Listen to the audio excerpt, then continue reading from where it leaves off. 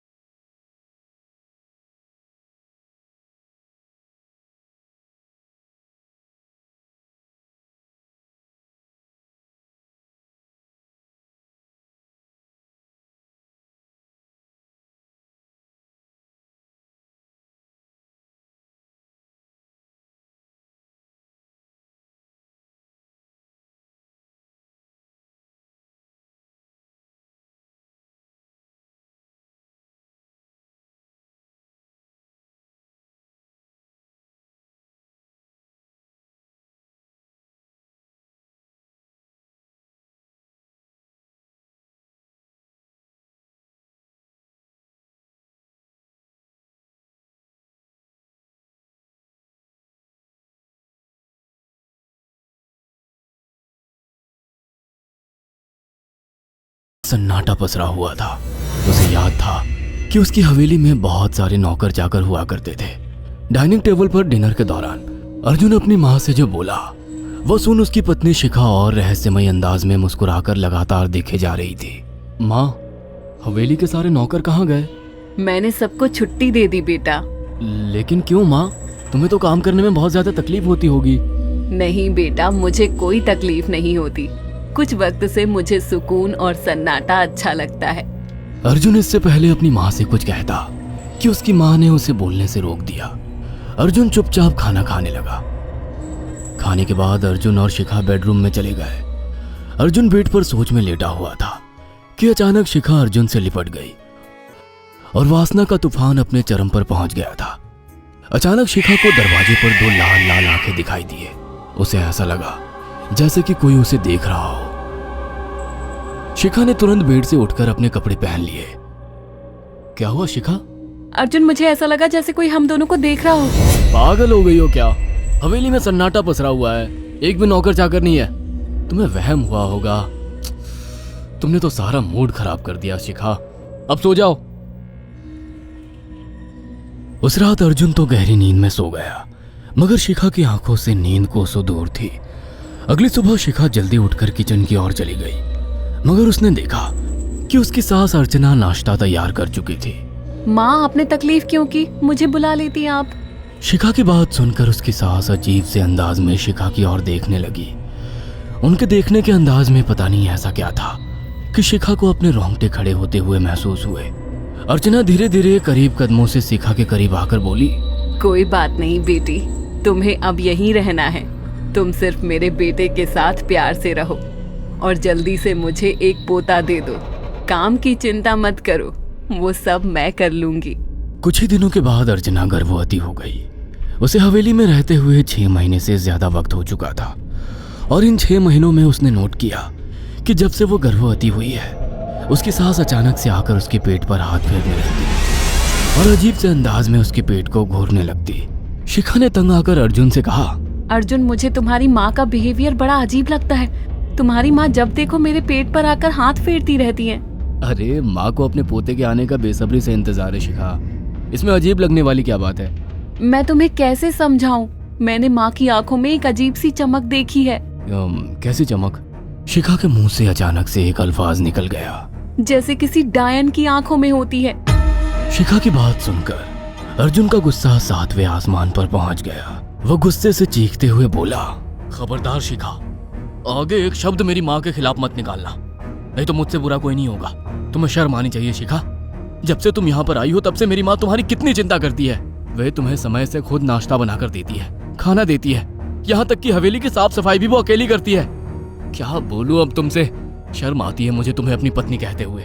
इतना कहकर अर्जुन गुस्से से कमरे से निकल गया। शिखा अर्जुन से बहुत कुछ कहना चाहती थी मगर कह नहीं पाई। उसने महसूस किया था कि चाहे कितनी भी तेज आंधी और तूफान आए, मगर हवेली के अंदर धूल की एक परत तक नहीं जमती थी और दिन ब दिन अर्चना के चेहरे की झुर्रियां कम होती जा रही थी।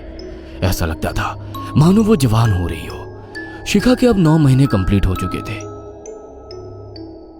और एक रात अचानक उसे प्रेगनेंसी पेन होने लगे। वो दर्द से तड़पने लगी। ये देखकर अर्जुन घबरा गया। वो दौड़ा दौड़ा माँ को बुलाकर लाया और बोला, माँ, हमें तुरंत शिखा को किसी अच्छे हॉस्पिटल में एडमिट कराना होगा। अर्जुन ने देखा कि उसकी माँ ने उसकी बात को सुना ही नहीं। वो तो बस शिखा के गर्भ की ओर आंखें फाड़ फाड़ कर देखी जा रही थी। अर्जुन एक बार चिल्लाकर कहा, माँ, हमें शिखा को इसी वक्त हॉस्पिटल में एडमिट कराना होगा। नहीं, शिखा की डिलीवरी हॉस्पिटल में नहीं, इसी हवेली में होगी। लेकिन इस हवेली में आपके और मेरे अलावा कोई नहीं है। तभी शिखा दर्द से तड़पने लगी। अर्चना ने अपने बेटे को धक्के देकर कमरे से बाहर निकाल दिया और दरवाजा बंद कर लिया। अर्जुन हक्का बक्का रह गया। अर्जुन दौड़ता हुआ गांव की ओर गया।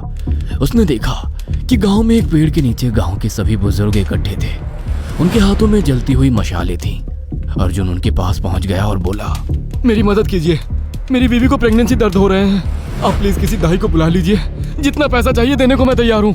तभी उसके कानों में गांव के सरपंच की आवाज टकराई, बेवकूफ लड़के, तू अपनी बीवी को एक डायन के यहाँ पर मरने के लिए छोड़ आया। क्या कहना चाहते हैं आप? आप जानते हैं आप क्या कह रहे हैं? वही जो तू सुन रहा है। तेरी माँ एक डायन है। इन गांव वालों के हाथों में जो मशाले देख रहा है ना, हम तेरी ही हवेली में आग लगाने जा रहे थे। तेरी माँ ने इस गांव में ना जाने कितने नौजवानों को मार कर खाया है। तेरी माँ एक डायन है। लगता है आपका दिमाग खराब हो गया है। आप जानते भी हैं मैं कौन हूँ? हाँ, मैं जानता हूँ। तू ठाकुर धीरेन्द्र प्रताप का बेटा है। तेरे पिता को शक हो गया था कि तेरी माँ एक डायन है, इसीलिए उन्होंने तुझे हमेशा उससे दूर रखा। पहले तेरी माँ ने तेरे पिता को मारा और धीरे धीरे करके वह हवेली के सारे नौकरों को मार कर खा गई और फिर गांव वालों को भी मारने लगी। और अब तो तेरे होने वाले बच्चे को खाएगी, क्योंकि डायन को नवजात शिशु का मांस खाना बहुत पसंद होता है। अगर मेरी बात पर यकीन नहीं है तो चलकर मेरे साथ तो खुद अपनी आंखों से देख ले।